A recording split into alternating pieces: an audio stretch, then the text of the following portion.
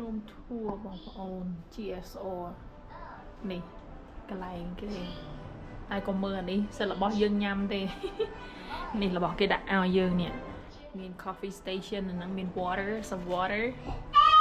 និង free អានេះរបស់យើងទេហើយនេះបន្ទប់ទឹកគេអញ្ចឹងឯងបងប្អូនស្អាតគេដាក់កសែងឲ្យយើងអញ្ចឹងណា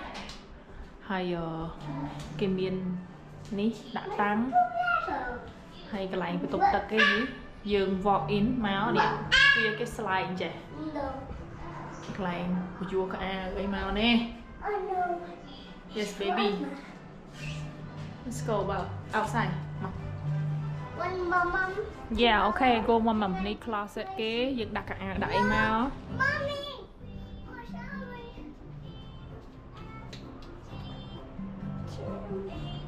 ទុកគេតែរៀងញ៉ៃៗទៀតបងប្អូននេះកូនយើងវាទូចខាងនេះ view ខាងក្រៅខ្ញុំនៅជាន់ទី25នេះ view ជួបបងប្អូនខ្ញុំហងឡើងងឹតសិននេះនេះ swimming pool គេនឹងខោមតែខែនេះតិចគ្មានពីណាគេនេះទេកន្លែងនេះ ice skating មកសន្ទុះមិញអូមនុស្សជិះច្រើនដល់ក៏ឥឡូវគេបិទអីប្រហែលដល់ម៉ោងគេបិទអញ្ចឹងណាមើលចេះមិនច្បាស់នេះចូលបន្ទប់យើងវិញបន្ទប់គេស្អាតអូខេក្រែគេហើយកូនមកហូបញ៉ាំថ្ងៃហ្នឹងចង់ញ៉ាំហូបហ្នឹង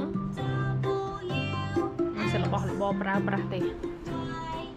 តោះមករៀបចំអីផងគាត់មកដល់ចូលមកមិញនេះ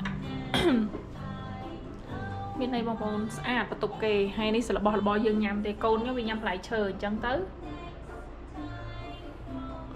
មកទៅមើលបន្ទប់ទឹកម្ដងទៀតនេះខាងក្រោមគេដាក់អញ្ចឹងមកនេះឲ្យយើងមានស្អីក៏មានដែរ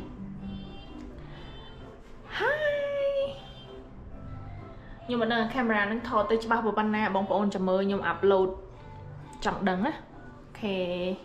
ស្អាតបន្ទប់គេបងប្អូននេះ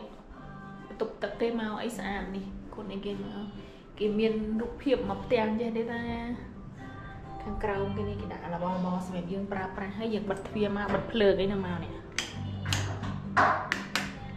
នេះ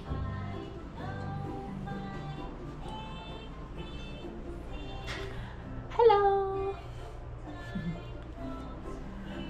Bye bye នេះមកញ៉ាំមួយខ្ញុំមកបងប្អូននេះចិត្តខូចឲ្យកូនមកញ៉ាំនេះសិនរបស់ខ្ញុំញ៉ាំ Bye bye